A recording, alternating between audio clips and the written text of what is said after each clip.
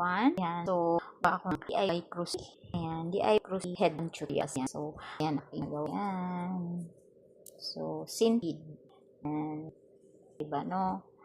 Ayan, nakagawa ako ng aking idea na headband tutorial. Ayan, DIY crochet headband tutorial. Ayan.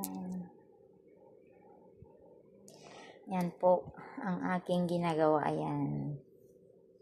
So, ang aking ginagawa dito ay naggawa muna ako ng yung chain double crochet ang aking ginamit. Half double crochet and then 100 chain and then plus 2 naging 102 chain. So, ayan. Depende po sa inyo kung ano po ang kulay nyo.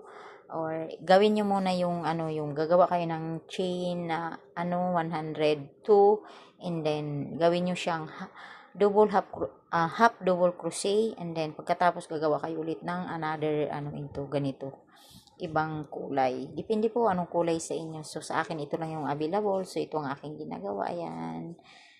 So ayan ang ating DIY crochet